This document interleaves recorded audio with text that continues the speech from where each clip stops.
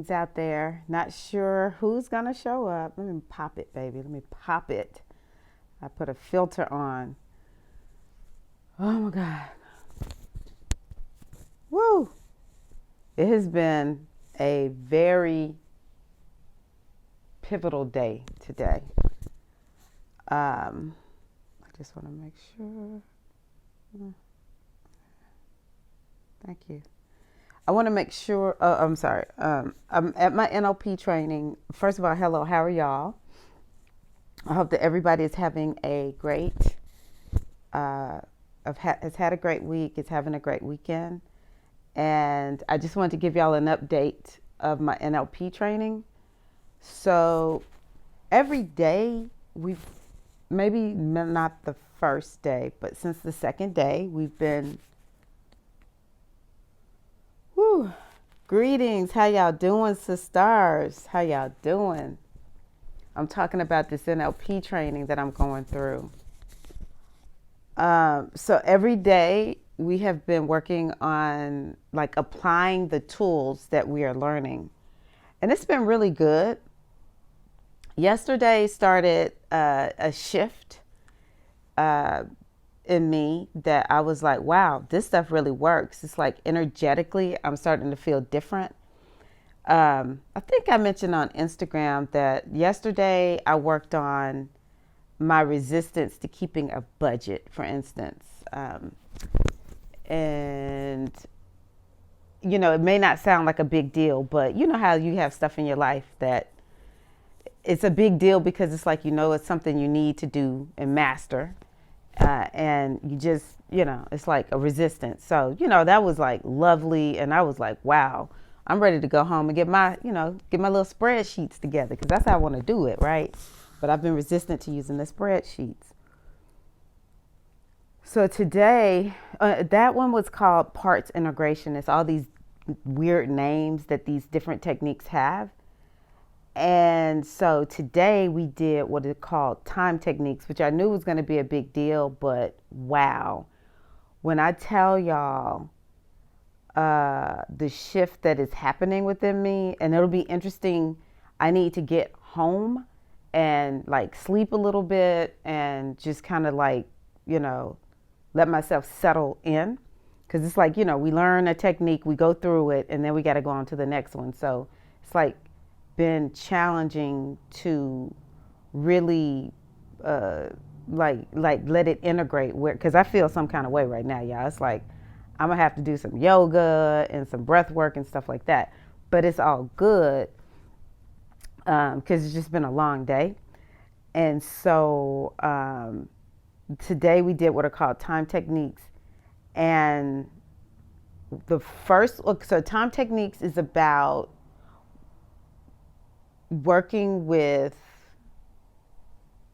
limiting beliefs, stuck emotion, or emotions. It's like releasing emotions, especially from an emotion that has set you up, that is like traveling with you everywhere you go, but you may not realize that emotion is just traveling with you everywhere it goes.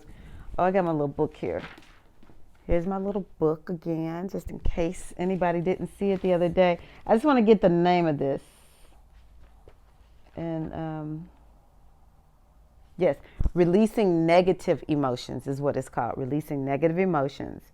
And so, you know, it's all about accessing a timeline. It's very, yes, you get ready, Eileen, because you know I'm already ready. It's like we're going to come back and we finna do this. So well, what do we release? We release anger, sadness, fear, hurt, and guilt. Those are the 5 base emotions that we're working with.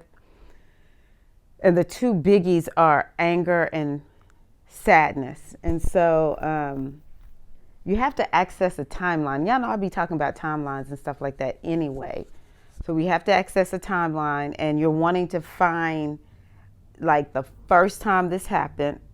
And, you know, it's like this process that we take you through. I'll take you through once you work with me, if you decide to work with me, that you get to release this event or this emotion where It's just gone. Like, this is no longer a thing for you. And it is something, because I've been studying this for 2 years and just now getting to the training live to finish it. And it's like, it seems interesting, like, yeah, real interesting. But it's not until you really experience it that it's like, man, this is amazing. And I love the first guy that I worked with. He's a little bit of a skeptic. And so it was cool that he was working on me, and I'm like crying. Like, when I released the anger, I knew exactly where I needed to go. It was an event that happened when I was 3, that it's like, I don't really go back and feel totally traumatized, but it's like this memory. It was I wasn't angry, but I witnessed something that was violent, and as a result, like, it was like anger in the room.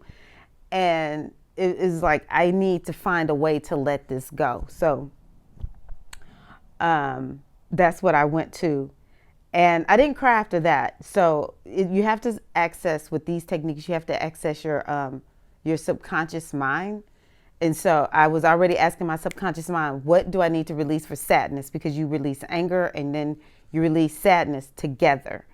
There's no break between those two. And so I was like, okay, what am I supposed to release? So y'all know I've been talking about my mother died at 50. Her mama died at 39, something like that. And so I knew, because with these techniques, you can release something that happened in this lifetime. It may be something that happened in the womb, when you were in your mama's womb, or it might be something that is pre this lifetime. And it could be one or two things. If it's pre this lifetime, it could be generational, or it could be past lifetime. And so I knew mine was generational for the sadness. My subconscious mind said, you got to release the sadness from the day that my grandmother died, the sadness that my mother took on as a little 4-year-old girl. That's what I had to release.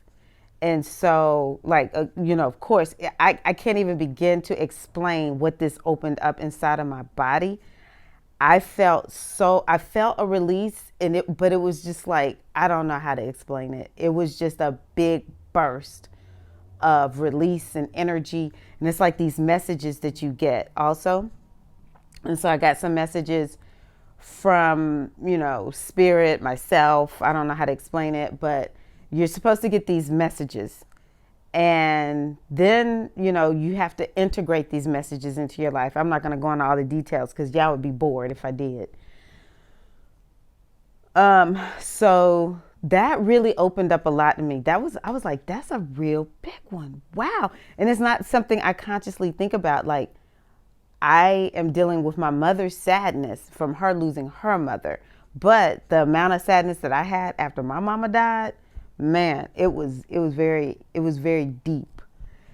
So that's something else that I worked on. And then we went through to release limiting decisions, where you make a decision, you consciously know that you made a decision to let something go. Now, it could be in this lifetime, or it could be in the womb. It could be generational or past lifetime. But I know for a fact, because I was like asking my subconscious mind, what do I need to deal with? And so I knew that I was gonna work with my 6 and 7-year-old girls, my inner girls. Like, they really took on a lot back then. So I know I did one about releasing the limiting decision of I am not worthy, and that was from when I was 7. And then there was another one that I released. Oh, I got it right here.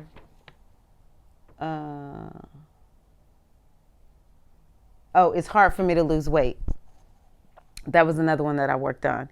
And so, it's this process that we go through or whatever. So it was really, really interesting that I am not worthy kind of still stems from me not having a lot of control as a girl, and stuff happening with the adults in my life and stuff like that I had no control over. So I like internalized that as like, I'm like a failure, like I can't control this or whatever.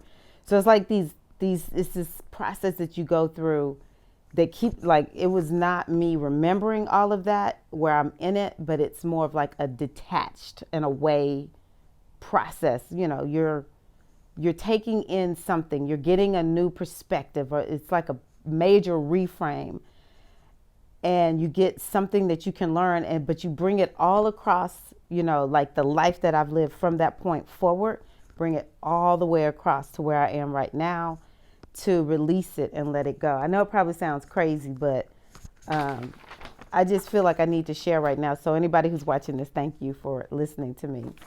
So the one about it's hard for me to lose weight. That one I identified as something that was started around the time when I was 25, but I couldn't actually remember. I don't know why I went to 25. My subconscious mind told me to go there, but I actually had to fast forward about 20 years to when I was about 45, because I know for a fact I started thinking at 45 it's hard for me to lose weight. But from that one, I remember thinking, I started becoming extremely judgmental of myself. Like, I really didn't think too much of my body. I was always kind of told I was a little bit big. I was not. I was never big. But I never really had a lot of thought about my body until I was about 25. And that's when I started getting like eating real crazy. Like, nowadays it's not crazy, but back then I was crazy, like a crazy health nut. Hey, Felicia, I'm talking about my these techniques I've been going through, or these processes and experiences I've been having today. But I really started my approach to health and wellness shifted to like, I got to do this to make myself better. Like, I'll be superior if I eat this way, or my body will be superior if I eat this way. Is more like what I was thinking. And just like crazy workout type stuff, and it's all like to like smash and bash my body into a certain way of being. And so that's where it's hard to remember stuff for me right now, because I've just been doing so much. Oh, self-acceptance. So that was the learning, is what we call it. The learning that I got was, more than care about losing weight, like forget about losing weight, which I'm gonna get on the scale every day, don't get me wrong. It's still a part of my daily habits to stay in tune with what's going on with my body, and understand like, how is this food that I'm eating affecting me.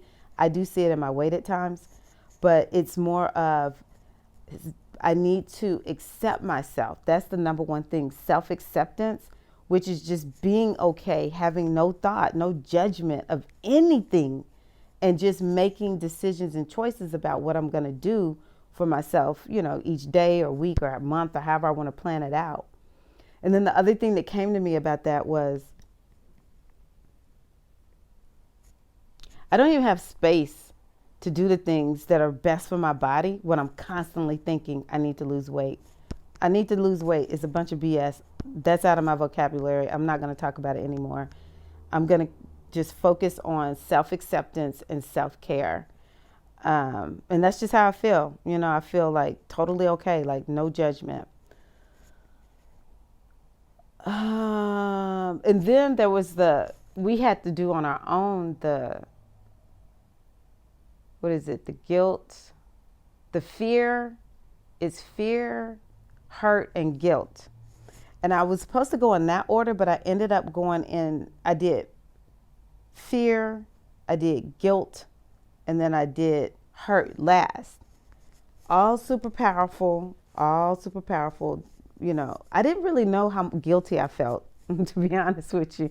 I was like, damn, I feel guilty all the time. So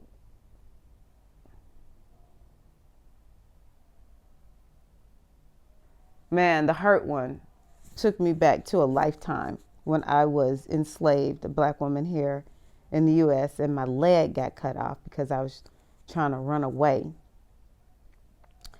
And I internalized a lot of bitterness and resentment, and it ended up cutting me off from like my gifts and my higher wisdom. And yeah, it was just like, and I buried, and I had no way of like expressing it to the world. And so then I ended up embedding it deeply inside of my soul. And so I've come back into this lifetime. And a lot of y'all may not know this, but when I was about 41 or 42, something like that, I was probably about 42 or 43, I remember now. And my knee was hurting really, really bad.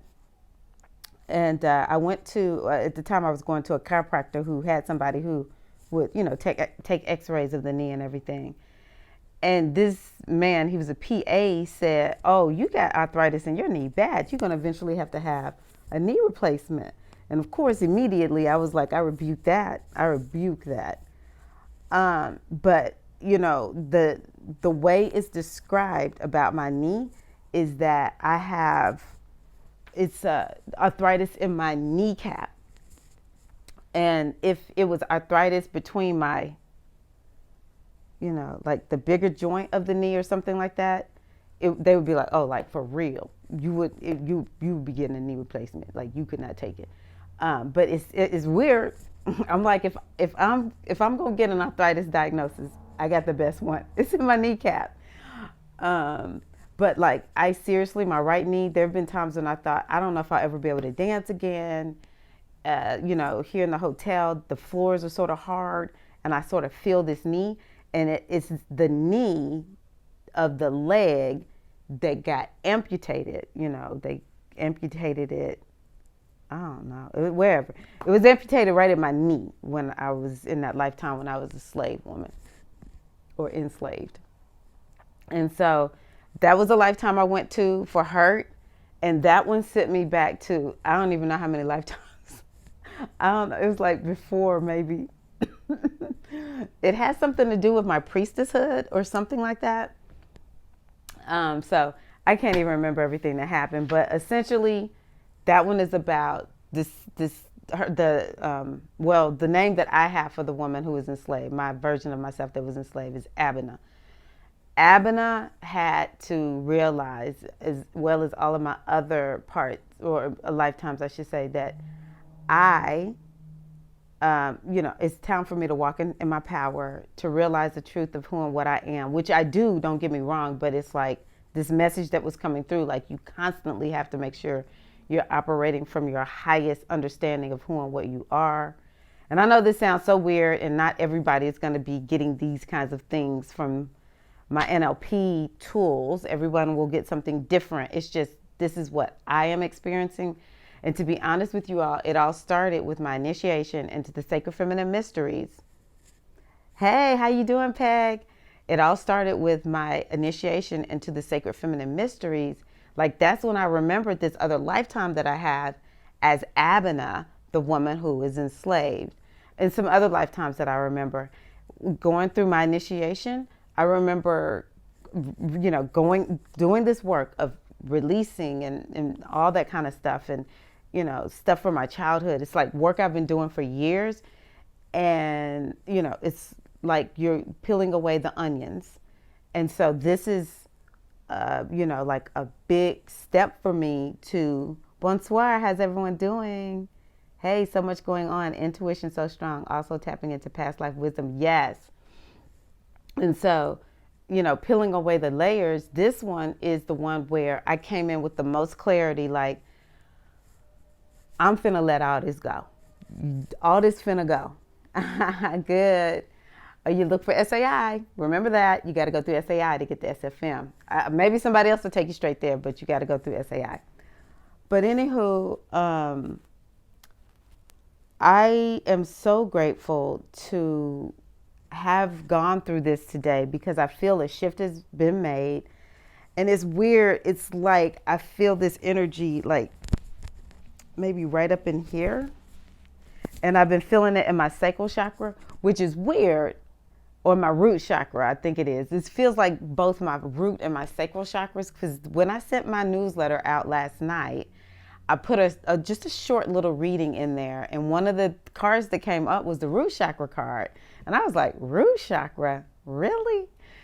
And there was, yeah. And so when I was feeling it in my root chakra, my sacral chakra, because The more we did these today, the more I was like, wow, my lower back. I was really feeling it in my lower back. So, yeah, I am. It's just really amazing for me how, um, yeah,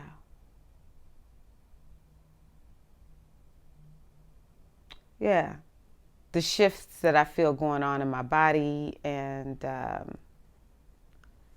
just excited. I got to get home and get some rest and all that kind of good stuff. Can't wait to integrate it all. And yeah, root chakra. Root chakra is everything. Um, I look forward to doing this with you all. I'm so excited. Why did I decide to come to NLP? I'm going to be honest with y'all. My godmother is a licensed therapist. And for years, I have watched her and thought, I can't do what you do because I don't do this. I don't do this kind of work. Like, it's very therapeutic, and it's just some things she could do that the rest of us could never do unless we were, um, you know, had that type of training. And I know, people have told me for years, you should be a psychologist or a therapist or something. I'm like, nah, that's not me. So when I found NLP, like I told y'all, I started working with Manifestation Babe. I went through Manifestation Babe Academy in 2020. That's when I began to realize it's a lot of tools out there. Yes, I will continue to speak on it so you can understand it. And when y'all gonna use it, you already been using it, trust me, because I've been integrating all of this. But now that I'm going through the practitioner training and have this certification, um, you all will definitely have the opportunity to work with me if you want. But I had such a profound shift with Manifestation Babe Academy in my identity. My identity was so blocked. It was like I did not have an identity that would allow me to easily, manifest that which I wanted. It was like when I went through MBA, and so much of what she uses is things like NLP and shifting, what's going on in the inner landscape, that by the time I finished, I thought I went in to become better at manifesting, like, through my business and material stuff. And when I finished, I was like, that's not what I came here for. I came here to become a new person. And that's what NLP can do for you. And I do believe in initiation. And this is my way of bringing as many tools to the table as I can bring to help you all, my sisters, continue to step powerfully into who and what you are, and to step out of these boxes that we have ourselves in, and moving to where you have a paradigm of the world where you truly walk as the limitless being that you are, and you can become whatever identity that you want. There's not one identity that you have to be. I laugh at myself because it's like, yeah, I decided I'm no longer an African dancer. I'm a belly dancer. Simple example, but it's really, that's how we make these changes happen. But it's something that happens on the inside, right? And then there's so much in our subconscious that we don't know is there. So it's really important for us to make sure that we address what is in the subconscious mind as well. Because I actually didn't realize how much I had buried down there in my little subconscious. Yes, I did. I knew it was something there. Because you know how you be trying to manifest stuff. And I don't know why I cannot get rid of. Hold on, let me see. Okay, there we go. Where's the top chat? I don't know why I can't see them. Oh, here we go. Yes.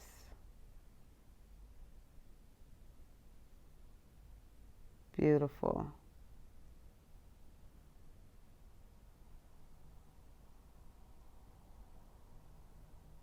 It has been very powerful. Hey, Zellico, I didn't see your comment. So, whew, so yeah. All right, everybody. I appreciate y'all for letting me process with you all. And I passed my test. I posted that on Instagram that there's a test that we had to take. So I knew I was going to pass that test because I've been working on it for 2 years. um, Tomorrow's our last day. So I will, let's see, we're going to do hypnosis. We're going to do coaching. And then we're going to, I guess, apply some of these NLP techniques. I don't really know if that's what we're going to do. But she told us we're for sure going to do coaching. We're going to run a session. And it'll be coaching, NLP, and coaching, hypnosis, maybe NLP. And yeah. And then I'll be done and I can go home and be comfortable again. Thank you. I appreciate you. You know, I'm going to be honest with you, Eileen. I'm proud of us too. For those of y'all don't know, Azizi's here working on hers also. And good night. And so thank you, Felicia. Yeah, I was like, this is a big deal to give up 7 days. And of course, this is not where I live. I don't live here. We're in Atlanta. And so, paying for a hotel room and, Azizi's taking time off from work. And, I have a business. And so I pretty much have just been like, I just can do the bare minimum. I haven't done much this week. So it's like a big deal. And then every night there's basically been homework to do. Thank you. Yes. There's been homework to do. And it's a huge sacrifice. I was like, wow, big time sacrifice. So I'm really proud. I'm really, really proud of myself. And the thing that I want y'all to hold me accountable for is making sure I set it up so that I'm doing hypnosis, like people can schedule hypnosis sessions with me, that, people can schedule NLP sessions with me. Those who are in my coaching program, you're automatically going to get this. It's already going to be a part of it. So yeah, y'all hold me accountable with making sure that I'm showing up and I'm using it. Probably eventually I'm going to infuse more of it into like my new moon workshops and any other circles and run workshops that I run. SAI ladies will be benefiting from this partially. I don't really know, I'm still here, so I can't fully see it. But suffice it to say, if you work with me in any capacity, getting readings and all that kind of good stuff, maybe you're going to get some of this. So hold me accountable, sisters. Be like, girl, when you going to offer that so I can get me some? Thank you, Eileen. Thank you. Okay, everybody. Well, love y'all. Take care. And I will see you all soon. If you got my newsletter, I just put a small little reading in there for y'all. So make sure you check out the newsletter. All right. Take care. Peace and love.